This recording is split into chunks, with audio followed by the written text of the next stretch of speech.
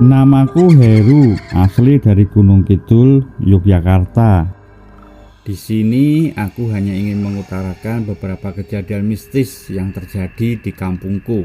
Kejadian ini berawal dari adanya kabar seorang bocah yang meninggal dunia karena tenggelam di kolam ikan milik salah satu warga. Dan tak selang begitu lama, ada satu bocah lagi yang tenggelam di sungai ujung desa. Berhembus kabar bahwa dua bocah lelaki itu jadi korban pesugihan. Rumor tentang adanya orang yang sedang mencari tumbal untuk pesugihan itu semakin santer terdengar dan menjadi topik pembicaraan yang hangat di kampungku. Aku sendiri mencurigai tetanggaku yang 2 tahun terakhir ini kondisi ekonominya melaju begitu pesat. Layaknya orang kaya baru yang secara intens merenovasi rumah dan berhasil membeli tanah dengan jumlah petak yang lumayan banyak. Tentu saja kecurigaan ini hanya aku simpan dalam hati. Aku tidak akan menyebar kabar yang belum jelas kebenarannya. Meskipun di kampungku hal itu menjadi topik pembicaraan yang hangat dan mencurigai satu orang yang sama. Malam itu aku terkejut mendengar kabar bahwa ada bocah yang meninggal lagi. Bocah ini masih keponakan dari tetangga yang aku curigai tadi. Jika bocah ini dijadikan tumbal, sungguh orang itu sudah tidak punya rasa belas kasihan lagi, karena keponakannya sendiri pun dijadikan korban. Mungkin rasa hausnya akan kekayaan sudah membutakan hatinya. Aku merasa miris mendengar berita duka itu karena ayah dari bocah ini adalah teman akrabku semasa kecil sampai lulus SMA. Ya, mungkin sudah takdirnya bocah tersebut harus berakhir seperti ini. Beberapa minggu kemudian, tanpa sengaja aku bertemu Hendra. Hendra ini adalah salah satu temanku yang bekerja di kandang ayam broiler yang lokasi kandangnya berada tepat di belakang rumah tetangga yang aku curigai tersebut. Sebut saja beliau adalah Pak Bram.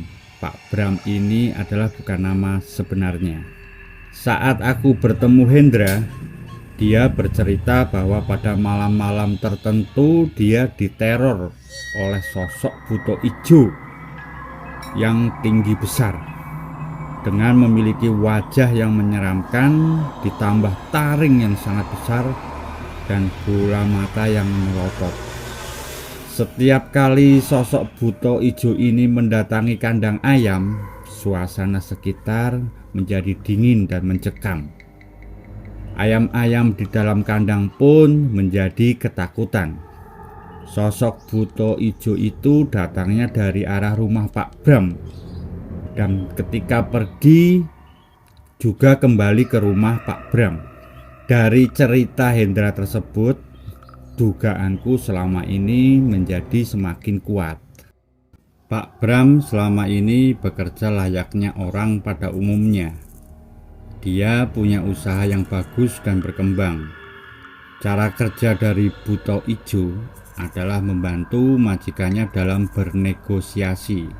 Bujuk rayunya sangat memikat sehingga rekan kerja atau klien tidak punya waktu untuk berpikir. Dalam tempo yang singkat sudah ada kesepakatan dan itu sangat menguntungkan bagi Pak Bram. Buto ijo ini sendiri juga punya tugas menjaga harta yang selama ini telah didapatkan, sehingga tidak ada makhluk gaib lain yang berani mencuri atau mengganggu kekayaan dari sang majikan. Semakin hari semakin kaya Pak Bram, semakin lama semakin menumpuk hartanya. Tentu saja selalu ada tumbal yang harus dipersembahkan. Jika dalam waktu tertentu tidak bisa mendapatkan tumbal, maka Pak Bram sendirilah yang akan jadi tumbalnya. Waktu pun terus bergulir. Aku hanyalah manusia biasa yang tidak bisa melawan takdir. Jangan coba-coba jadi pahlawan jika kamu tidak punya senjata yang mumpuni untuk melawan. Tuhan punya cara tersendiri untuk memberi balasannya. Sampai akhirnya musim hujan berganti menjadi kemarau. Kebiasaan anak muda di kampungku di kala musim kemarau adalah bermain voli di lapangan balai desa. Ada 4 titik lampu penerangan di setiap sudut lapangan. Teman-teman sebayaku yang lain ada yang memasang net dan juga ada yang memompa beberapa bola untuk latihan di malam yang cerah ini. Setelah semuanya siap, mereka pun melakukan pemanasan. Baru sekitar jam 9 malam latihan akan dimulai. Ada 6 orang di sebelah utara dan 6 orang lagi di sebelah selatan. Sedangkan sisanya menonton di pinggir lapangan sambil menunggu giliran bermain. Waktu itu aku datang terlambat karena ada tugas kuliah yang harus diselesaikan dahulu. Sekitar jam setengah 11 malam aku baru tiba di lapangan dan langsung bermain ikut kloter yang terakhir. Aku dan kelima temanku berada di sebelah utara, otomatis menghadap ke arah selatan yang kebetulan bisa melihat ke atas rumah Pak Bram. Jarak rumah Pak Bram sekitar 200 meter dari balai desa. Saat aku dan teman-temanku sedang asik bermain, tiba-tiba terlihat ada cahaya merah yang jatuh tepat di atas rumah Pak Bram. Kalau di tempatku, cahaya itu disebut pulung. Kami semua yang menghadap ke selatan melongo melihat cahaya merah tersebut. Dan tidak terasa bola voli yang tengah melambung melewati net kami tidak kami hiraukan. Spontan aku teriak melihat kejadian yang aneh itu. "Weh, opo kae cah?" Kelima temanku pun yang sedang bermain bersamaku otomatis melihat fenomena yang sama seperti apa yang aku saksikan.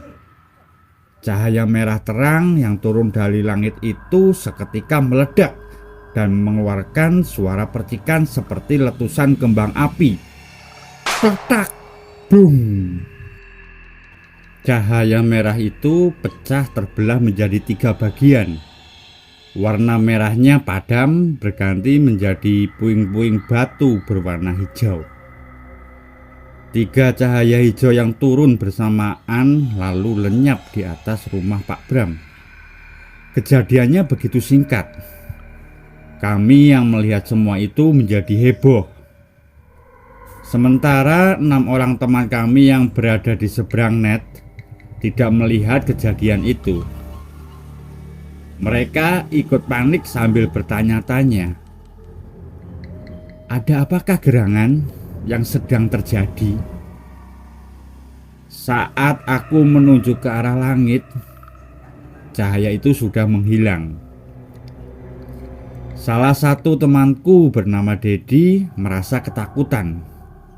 Dia langsung berlari mendekati motornya, lalu gaspol pulang ke rumahnya.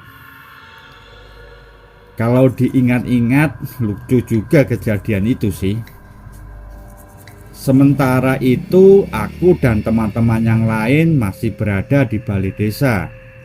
Tapi permainan voli sudah kami sudahi. Sambil duduk-duduk membahas kejadian yang baru saja terjadi. Semenjak kejadian itu, semua pemuda di kampungku jadi tahu tentang keanehan rumah Pak Bram. Mereka menjadi lebih hati-hati sekarang. Sekitar jam 12 malam lebih sedikit kami memutuskan untuk bubar. Teman-teman yang lain sih aman karena jalan pulangnya tidak melewati depan rumah Pak Bram. Sedangkan aku adalah salah satu orang yang harus pulang lewat depan rumahnya. Ya mau gimana lagi, aku starter motorku lalu OTW pulang ke rumah dengan perasaan yang tidak enak. Gang masuk arah ke rumahku itu tidak rata. Dulu pernah dicor dengan semen tapi rusak kembali. Karena kondisi jalan yang tidak rata, untuk ngebut sangat tidak dimungkinkan. Saat tepat berada di depan rumah Pak Bram, aku refleks menengok ke sebelah kiri. Pandanganku langsung tertuju ke atap rumah. Ladalah tenan toh. Ada satu sosok yang sedang nongkrong di sana. Seketika leher dan tanganku langsung bergidik merinding. Buto ijo itu melotot dan menatap tajam ke arahku, berbarengan dengan bau busuk seperti limbah comberan. Dan tiba-tiba motorku saja mati. Jantungku semakin berdebar kencang. Nafasku mulai tidak beraturan. Lalu aku dorong saja motorku sambil baca-baca sholawat sebisaku. Karena medan jalannya yang agak menurun, meskipun motorku dalam keadaan mati, aku nekat naiki saja motorku. Perlahan sambil menggelindingkannya sampai di depan rumah. Keesokan harinya, aku konsultasi ke temanku yang paham akan dunia supranatural. Aku ceritakan ke dia mengenai kejadian malam itu, tentang pulung merah yang jatuh dari langit lalu meledak berubah menjadi cahaya hijau. Menurut temanku, pulung merah itu adalah kiriman dari seseorang yang ingin menyerang Pak Bram. Berhubung Pak Bram punya sapam, yaitu si Buto Ijo, maka kiriman itu ditangkis dan terjadilah benturan energi di udara. Wow, amazing sekali. Seperti yang sudah dibahas di awal, Buto Ijo selain membantu mendapatkan kekayaan yang instan, juga merupakan penjaga rumah yang sangat handal. Tapi jangan mudah terhasut. Bagaimanapun juga, perisai atau pelindung rumah yang paling ampuh adalah lantunan doa-doa yang kita panjatkan setiap hari. Ya, buat apa kaya raya tapi hartanya tidak berkah. Pada hakikatnya, ketika mati nanti, harta benda di dunia ini tidak akan kita bawa. Hanya amal dan ibadah kitalah yang akan kita pertanggungjawabkan di hadapannya. Sekian. Terima kasih kepada Tuhan Yang Maha Esa. Terima kasih kepada narasumber yaitu Mas Heru yang telah bersedia membagikan ceritanya ke SM17 Channel. Terima kasih juga buat istri dan keluargaku, serta semua orang yang telah membantuku, dan semua pemirsa SM17 Channel. Semoga selalu diberi kesehatan dan rezeki yang selaras, dimudahkan dalam berbagai hal, kasembatan saking kersaning Gusti ingkang murubeng dumadi. Rahayu.